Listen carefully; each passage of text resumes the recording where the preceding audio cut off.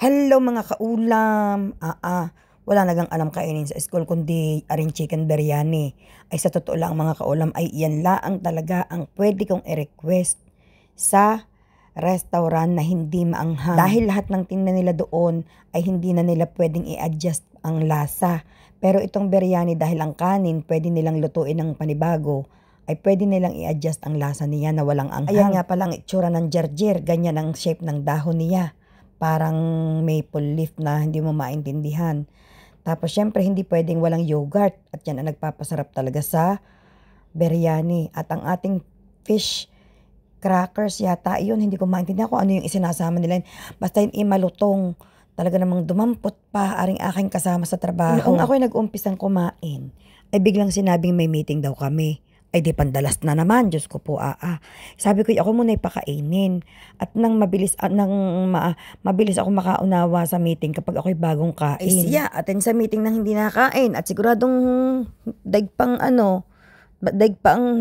talagang hindi makaintindi. Pero talagang hindi ko ipapatalo ang lasa ng manok na yan mga kaulam. Kung bakit bagay ang restaurant na yan na may pinakamasarap na manok sa lahat ng, kahit ang asawa ko mga kaulam lagi niya sinasabi, yung ino-orderan ko daw na restaurant ng biryani, sobrang sarap daw ng manok. Yan na yun.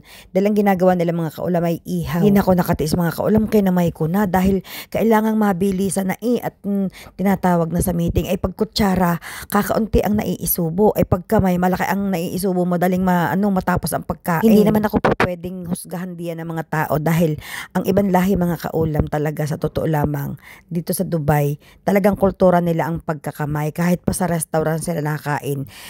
Lalo na sa mga Indian, kultura nila yan. Hindi ka, bihira ka makakakita sa kanila na nagkukutsara. May mga ganap, may mga para daw hindi maamoy sa kamay. Pero pwede naman yan hugasan ng kamay ng sabon. Tsaka mga kaulam, kapag biryani dito sa UAE, ang biryani talaga, kinakamay talaga yan.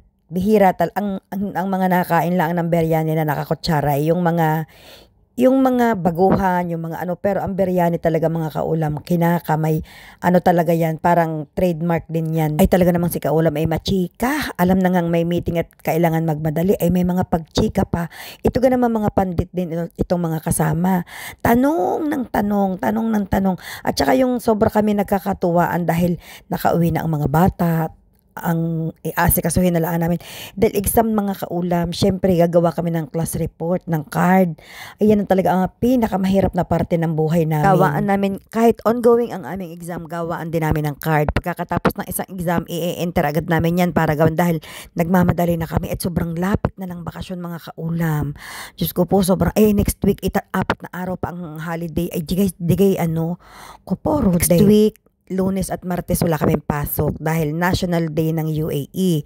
Ika-54 na taon na National Day ng UAE. Kaya ngayong Friday, idadaos na namin ng mga bata sa school. Kami magpa-party-party, kami magkakainan, basta sobrang dami namin gagawin. Ako po, ihanda na naman ang pagod nito. Pero ang nakakatawa ngayong taon na ito, sobrang babait ng mga estudyante ko talaga naman. Sobra talaga. Minsan may mga pasaway, pero bata yan hindi natin pwedeng basta ang importante sila nakikinig. Kung kahit minsan pasaway, meron akong bata na nag-umpisa sa akin mga kaulam ay sobra talaga ng naughty. Sobra talagang naughty. Alam mo ngayon, pag nakikita ako, tingin pala ang na siya, alert na siya, alam na niya ang gagawin niya. Tapos, siya, yung mahilig siyang bababa ng classroom, tapos magtatatakbo. Bawal na bawal sa amin yun dahil nga, baka mamaya kung kung ano mangyari sa baba. Ngayon, nagpapaalam na, Miss Daisy. Sa amin, sa school, meron kaming drinking fountain na libre. Pwedeng mag-refill ang mga bata ng kanilang water bottle. Magpapaalam talaga yun ng maayos.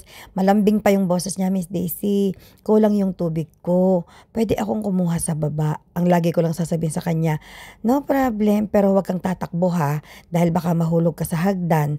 Tapos baka madapa ka, magkaroon ka ng galos, mareklamo pa ako. Lakad lang, makakarating ka rin doon, makakabalik ka din dito. Hanggang nakasanayan niya na naglalakad siya. Dati mga kaulam, hindi marunong maglakad. Puro takbo. Ngayon talagang pakanta-kanta pa. Dahil sinisilip ko siya sa bintana. Pakanta-kanta pa, kukuha ng tubig, pag kasalubong maghahay, sabi ko, ang laki talaga na ng improvement ng batang ito. Natutuwa ako talaga sa kanya, taba ching-ching pa. Tsaka ano siya, yung marunong din sa klase. Parang meron basta ano yung 'pag binigyan mo ng instruction, alam agad niya ang kanyang gagawin. At tsaka aba, minsan pa entrometido pa, naninita pa ng kaklase 'pag mali ang ginagawa, talo pa ang teacher. Tapos ako mga kaulam, may ugali akong tinitingnan ko lahat ang pagkain nila 'pag kumakain sila. Ayaw kong nagdadala ng mga chichirya, ng mga lollipop. Ayoko ng ganyan. Tsaka sinabihan ko din ang parents na hindi yan allowed sa aking klase. Tingnan mo talaga yung baonan ng batang iyon. Ilang compartment ang baonan niya. May prutas, may gulay, may healthy sandwich. Basta yung talagang, minsan nga natatakam pa ako sa sobrang ano ng pagkain niya. Parang colorful pero very healthy. Kung mga kaulam, pag nakita mo noon talaga ang mukha, taba ching-ching, tas ang puti-puti niya, ang linis-linis ng kanyang mukha. Tapos lagi pa siyang nakasmile. Medyo may kalakihan ang mata niya pero pag naka-smile na siya, lumiliit na ng kaunti. Tapos ang nakakatuwa sa kanya, pag nauubos na yung pagkain niya, malungkot na siya. Ang nakikita ko minsan ang mukha, tinatanong ko, "Oh, malungkot ka na naman." Sabi niya, "Teacher, maagang naubos yung pagkain ko, wala na akong pang lunch." Tatawa talaga ako ng palihim dahil ayoko makita niyang tinatawanan ko siya, baka magalit sa akin. Ang sasabihin ko na lang, minadali mo yung pagkain mo, nginali-ngali mong kainin at anong kakainin mo mamayang lunch? Wala na, sabi niya. Kaya yung lagi siya nagpapaalam mga kaulam, kukuha ng tubig sa baba. Siguro yun ang pantawid niya, yung tubig na tawa minsan ako ng tawa sa sarili ko. Kaya minsan binabantayan ko siya 'pag yung unang break sa umaga, sasabihin ko agad sa kanya, "Oh, hatiin mo muna yung pagkain mo, yung kalahati ilagay mo agad sa bag para hindi mo maisip ubusin." Tapos yun hanggang ngayon nakasanayan na rin niya na hinahati ang pagkain. Tapos sinasabihan ko din siya, "Sabihin mo kasi sa mami mo, dagdagan ang pagkain mo." Na-realize ko mga kaulam, baka mamaya dinadayet nung ina, baka mamaya talagang may sukat lang yung pagkain niya. Kaya hinintuan ko na yung pagsabi sa kanya na, "Tell mommy to add some more food." Dahil baka mamaya meron talagang limitado lang talaga ang pagkain niya. Lately ko na lang yun naisip. Tsaka kahit yung maingay siya naughty-naughty, 'pag oras ng pagkain seryoso talaga siya sa pagkain, hindi talaga siya yung makikichika talaga. Kaya sabi ko sa kanya minsan, "Chumika ka rin para hindi agad maubos yung pagkain mo." Tinatawanan talaga ako minsan ng ibang teacher 'pag nandun sa classroom. "Bakit ko daw pinapayagan chumika?" Sabi ko, "Kasi inuubos niyan kaagad ang pagkain niya."